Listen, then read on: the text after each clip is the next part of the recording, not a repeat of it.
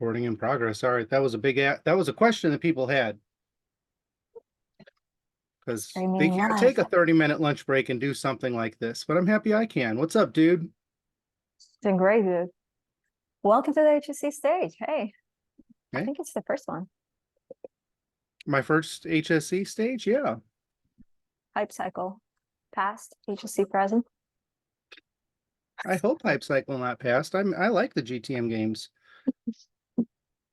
It's all in. Welcome back to HSC AMA. We have our uh, resident entrepreneur, senior growth manager, PLG at Patsnap, and polymath, Peter Wheeler. Welcome back. Thanks, dude. Hello, everybody. How have you been? What changed? What's new Since when? since our last show? The debate. So I would say, yeah, let's do the past 6 months. Left Okta, did some freelance stuff, had some fun, recouped, and then Patsnap was looking for somebody to support their PLG and growth efforts on a product called Eureka, which is for research and development professionals primarily. It's got a lot of AI built in. Got to throw that out there. My favorite SEO term right now, and it's great. It's an amazing product. Really happy with the organization, and I've reached the age where culture is my first checkbox when I'm looking for work or want to go somewhere. So I can't complain about it. Oh, and we're hiring. I'll give you a link that you can put out. And there we go. Tell us more.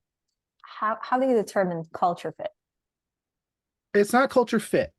I don't like that term.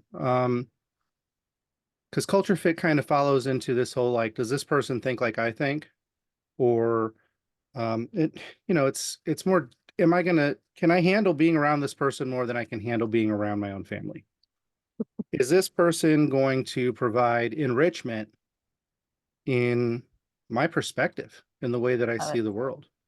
Is this person going to drain me or provide me joy? Is this somebody I can collaborate with? Is this somebody I can learn from? Is this somebody I can mentor? Like, that's not culture fit. how do you That's call it, and how do you determine it?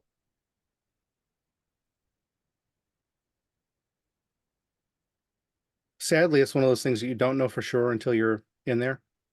Mhm. You can usually figure it out through interview process and what people are saying online, beyond Glassdoor, beyond Blind, beyond any of that stuff. Asking people who work there, Do you do asking that? your hiring manager. You ask people that worked with that person before. Nobody checks references anymore. Super, super wild. They'll ask for them, but I have, God, in the past 15 years, I've never had anybody call a reference ever. But as far as what you call it, you just call it the community that you want to be involved in, the group that you want to work with and build. I mean, it's truly, oh my goodness. Let's just throw out colloquial cliches. It's a village. So Cool. So you basically view a company through the community lens, and every community, every, like, I don't know, endeavor that you're involved in, it's a market community of a kind. I know that you read a lot about communities, so I wanted to ask you. well, see, then What? that's the thing. If you do a Yeah. combination of, wow, I don't like, but anyway, I'll give you the links. Reinventing virtual events and get together. I'm going to stop doing that to people. That combo, it's pretty good as far as, especially in remote culture. Remote's tough because there's a lot of trust that has to be built in too, and a lack of supervision unless you're doing like TeamViewer or something like that. But that should only be used for tech support. That you've got to watch somebody, if you've got to go through their phone in any kind of relationship, it's just not worth being in. Peter, But 20 minutes. And yeah, it's going to be a tough one because it's basically around 30 questions here. Let's, 30, yeah, let's do it. sure. First one, for PLG to succeed, do you need to offer a freemium option? For PLG to succeed, do you need to offer a freemium option? No. Are we expanding? Yeah, sure, we can expand on that. I thought it was a lightning round because you said 30 questions. Anyway, do you need a freemium option? Absolutely not. Is freemium something to use as a tactic, yeah, great. Get somebody through the door. Um, the other term that's used quite often is a reverse funnel. And that's where you would see like the 14-day free trial to experiment with something in PLG. But you don't need to give away the product for free, especially because a lot of organizations don't look at sunk costs and they don't look at the value of their product. You know, you're still paying, staying in the tech terminology, you're still paying for server time. You're still paying for people to build it. You know, and if you're amortizing out over time and accounts and everything else, got to charge at some point. But I mean, freemium is definitely a great entry point if you can afford it and it makes sense to your audience. I'm curious, just, I don't know, we can do it just publicly behind the scenes, whatever, you can skip the question. Um, what are your thoughts on product-led school, or like where did you study PLG? What actually worked, what actually helped? Because to earn the real estate on your LinkedIn and the badges that I saw, PLG, everything, it seems like you prefer, uh, correct me if I'm wrong, is it product-led school? What is it? West Bush? Oh, product led sales? Like the certificates? Oh, like where would I go to get a certificate or something? Mm-hmm. I do have the West Bush Yeah. product led certificate. It's not a bad course for, I think it's 2,500 bucks. He wrote, I mean, he wrote the book, literally product led growth. Um, Great leader in the space. Ellen Averna does a lot of stuff with Reforge. Uh, there's tons of folks out there that know what they're doing. A lot of times it's ear to the ground. But for me, it's 20 years of work across industry. I think product led growth is if you're coming from retail or especially like luxury retail and you look at PLG, you're like, oh no, this is just retail, guys. This is not anything crazy. Um, there's a analogy that people use or that they compare it to free samples at Costco. That's not a global idea, but this is a store where you can get little cups of food that they're selling as a sample to get the end product. Freemium, reverse funnel, that's just coupons. Like there's nothing crazy about it. The trick with PLG in general is great product, pricing and packaging that makes sense.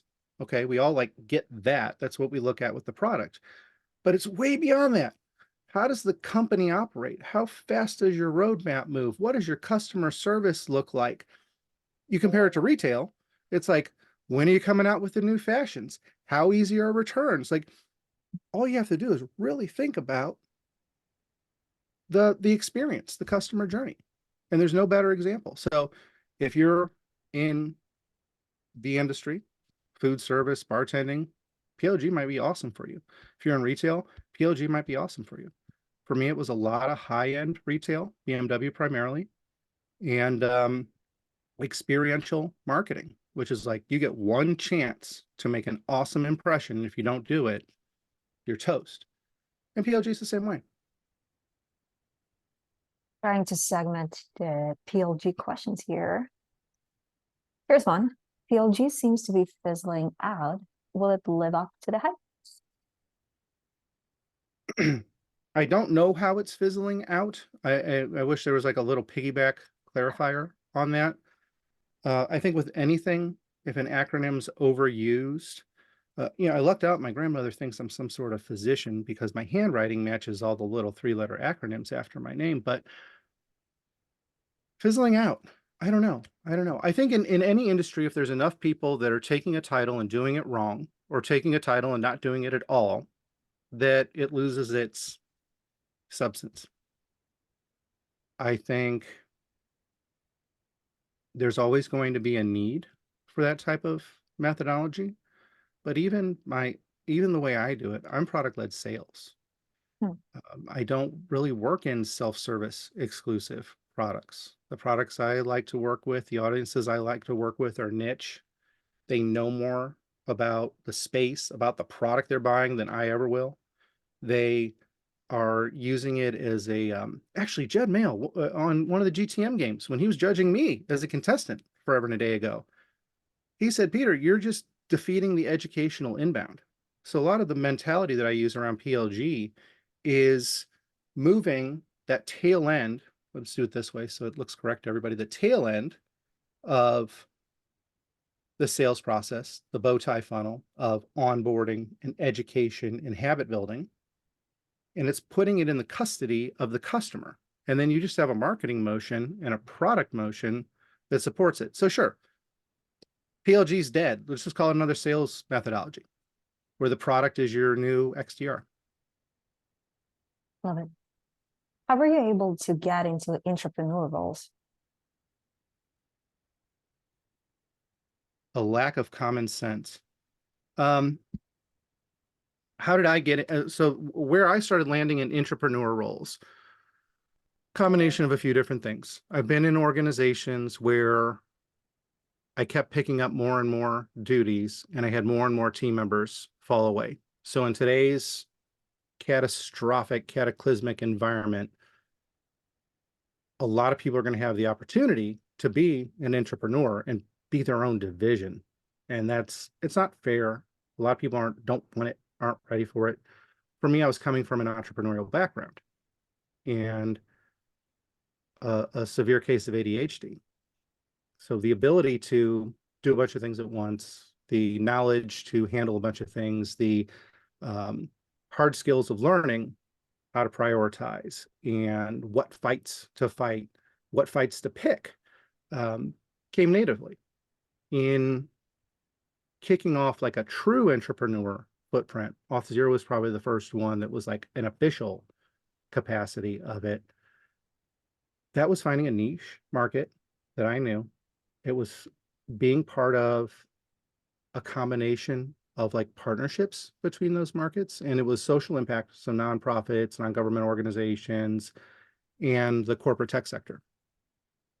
And being able to lead product sales within that market. You can do it in government. You can do it in any kind of vertical category. That's probably the easiest entry point. So I figure a follow-up question or tag along on that is how do I get into that type of role?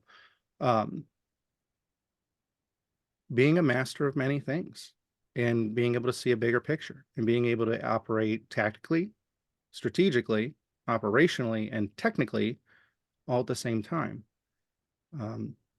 Yeah. If you're a former entrepreneur and you like the surety of a W-2, go for it.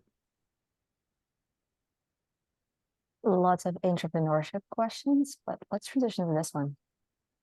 What were your biggest GTM learnings from your time at Okta? My biggest GTM learnings from my time at Okta?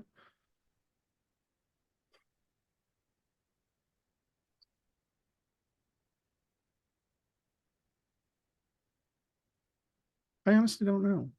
I really don't. That whole era was heavy in transition with a merger. I think the largest part that I walked away with and saw the value in by working deeper with developer engagement teams, by working deeper with more internal, non-marketing teams. Our Office of the CISO with Auth0 is a great example. Internally, we had a lot of really cool knowledge. We had a lot of very interesting people, interesting in both like topical matters they could cover, but interesting in their eccentricities. Joey Davila, who's now looking for work. If you're looking for somebody in developer engagement, he'll play the accordion for you. That was huge. And that was something that needed to be brought forward. So I was experimenting with community-led growth. And that was around things like how do we engage with the customer? How do we tell their story better? Getting away from case studies of we make this widget and this organization bought this widget. And by buying this widget, they cured cancer. That's not true. That's not true. And there's like 10 other pages about what the widget does and how it accomplished that. The reality is this organization could have bought any of our competitor widgets as well. They happened to pick ours. Here is their story.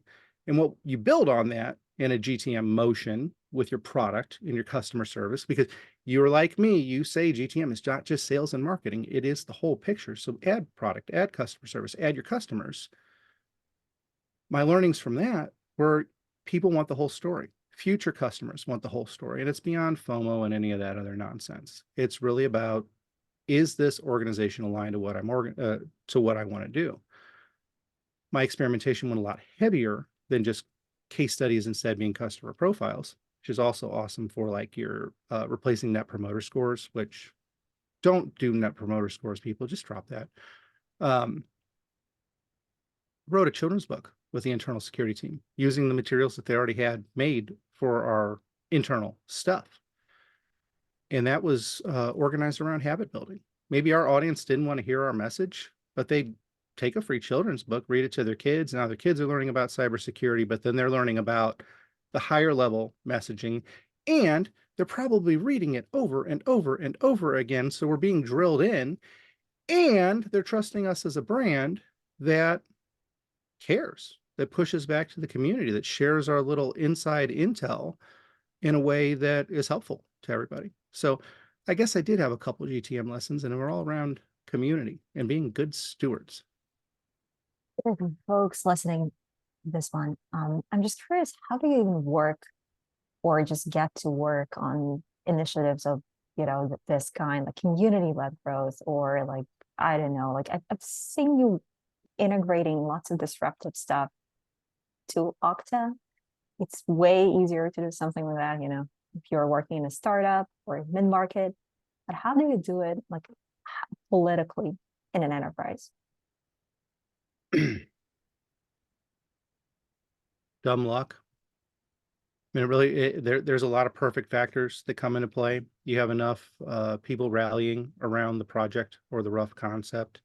You have budget that just happens to be available for it. Use or lose organizations are a great example of like people going to panic attacks and buy a bunch of trash and trinkets and pens and logo wear that nobody wants because they're changing the brand in a week. Building a really good hypothesis, completely specking it out, the time, the materials, the front-loaded costs, the long-term costs, the maintenance, the people that need to be involved, their work cycles, their workload, their interest level in participating in it. You have to have all that pulled together, and you can't do it on company time. You're literally doing a side hustle to support your main hustle. That's how you get these kinds of things done. On the agency side, for me, it was easy because I was building these types of things out and pitching them to companies, or a company would come to me and say, we need to have this result. What can you come up with to do it? Enterprise organizations, even startups, are not asking that question. So if you want that question asked, you have to both ask it, answer it, and prove it in one meeting that's about that long. Next question. Do we need new KPIs for ABM? Why are people asking me about ABM? Why are people asking me about KPIs? End of the day, I'm an entrepreneur that's starved before. That has walked around with holes in his shoes where he folds up newspaper and slides it in. I'm a salesperson and a marketer. The only KPI is, and I quote this dude all the time, and I wish he'd publish the book instead of it having be this little passed around backdoor thing.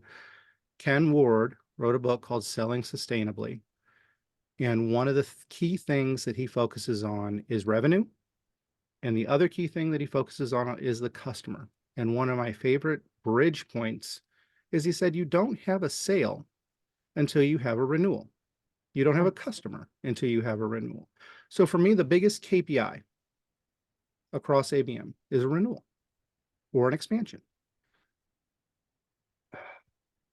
I don't like metrics. We all make up metrics and then we throw acronyms on them. Why did they ask me about ABM? Next question. Oh, I don't know. If you're an early stage startup, what are the top 3 ways to grow Bootstrap? Don't spend money.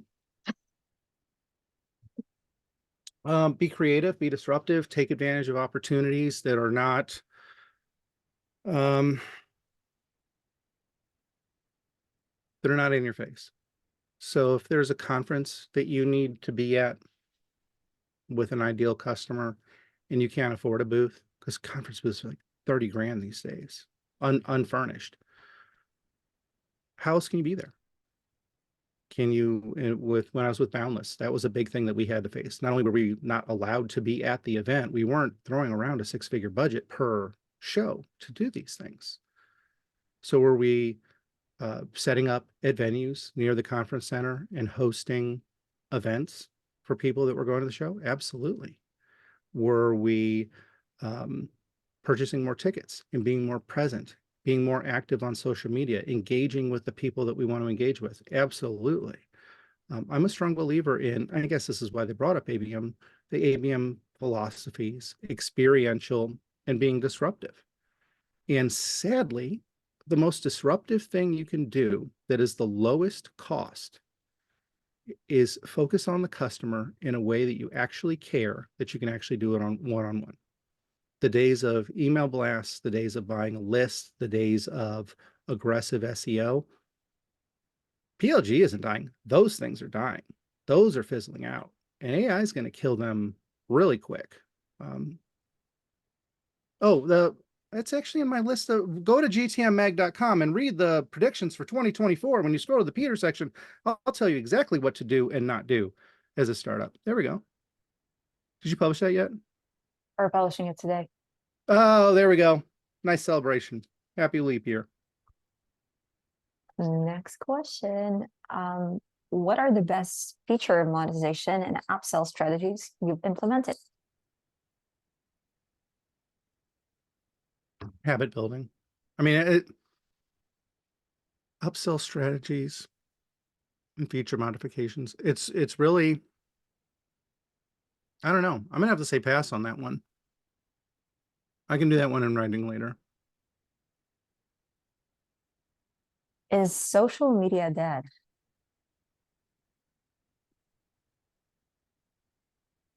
That is so subjective. Social media is not dead because community is stronger than ever. Community is what's going to build. Community is your audience, number one. That's a given.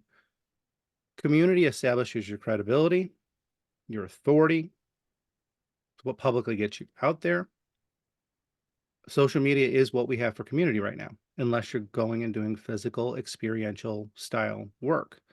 Social media in the way that we abuse it at the moment, we can tell on LinkedIn, if you get a connection request and it doesn't say follows you and would like to connect, it was sent from Sales Navigator. Just delete it. Like, just delete it. There's no point. You're gonna get pitch slapped. So yes, the way we abuse social media, pitch slapping people, boasting about our nonsense, not being a community member, sharing knowledge. Just talk to the person that you were 1 year ago. Well, what do you wish you knew? Like that little kind of stuff. That's going to bring social media back to life for the people that say it's dead or dying. It's going to create value for you in utilizing it. And no, it's not dead. It's just the platforms are misused and they're changing. I'm moving more and more to TikTok. We have a question. Blocked it out, but my throne's back there and everybody's asked for more throne videos. But hey, I have a question. Notice you have strong TikTok game. Why even bother? who said I had strong TikTok? This is all fresh to me. It's why even bother what? No. Why even bother doing LinkedIn? I'm just reading questions. Oh, I have no idea. That's somebody heckling me when I shared out the link. But tell us more. Is coming from TikTok to LinkedIn. Hit my profile and meet Estelle. All right, next one. How did you tackle RevOps? Physically? No, what do you mean tackle RevOps? RevOps is a super important partner in any organization, and they're extremely important in PLG because PLG is 80% reporting and 100% beyond that, proving that the experiment you took, whether it be low risk, high reward, big risk, big reward, that investment you made and that experiment you did aligns the hypothesis and you have the data proof. So bend over backwards for your RevOps team. Enable your sales team. Teach your sales team how to interact with the RevOps tools to help you prove what you're already doing. There's so much feels like math that's entered business lately. And that's part of why I don't like metrics in general. Everyone's like, Well, it's the data. No, it's just your interpretation of the data. Hard numbers are very different than data you're interpreting. And so, yes, be kind to your RevOps team. Support them in any way you can and ask for as many dashboards and interpretations as you can of that data to support you remaining employed. How do you create disruption and change within a big corporation? This goes back to the pulling off a project inside of a big organization. It's building a community. It's doing your main job to such an exemplary level that you're trusted to experiment outside of your main job, that people want to be part of your experiments. That's the only way you're going to create disruption. Most organizations are not warm to that of any size because it's out of scope. But if you can prove you've handled your scope, and you can prove how this disruption supports other scopes, and you can prove the ROI or the cost reduction, that's an even better one, then you have an opportunity to be disruptive. 1 minute. That's the last question. Um, what are you most excited about in the work you're doing now? Purple Ocean. This is an extremely cool space. It's an amazing product. The people are great. They're all behind it. Like, I've got such a tailwind to make this work. If it doesn't, then it's exclusively my fault. Yes, I know I just wrote my own death note. That's one of the things I'm most excited about. But the room for experimentation, the fact that we have multiple PLG products, and I'm only focusing on one right now, it's great. It's great. It's setting up an opportunity to just kind of write the book and define new thoughts and new processes inside of product-led sales, product-led growth, and hopefully keep it from fizzling out, which it seems a lot of people think is the top voted question is happening. We addressed only 1/3 of the questions, Peter. So I guess we should do another one. What you Sure, say? absolutely. Absolutely. Closing words, favorite quotes. Where should our folks go? No, my closing words really are, I think everybody should go check out that GTM predictions article, having gotten a sneak peek because it was a big collaborative piece between a lot of people. Um, there's some really awesome stuff in there. There's things that I don't agree with, but for the most part, people seem to be as smart as I am, and that's really cool to see. You didn't even smirk for that. I hope somebody laughed. Everybody follow Peter, one of the smartest people I personally know. And yeah, let's do part 2. Cool. Cheers.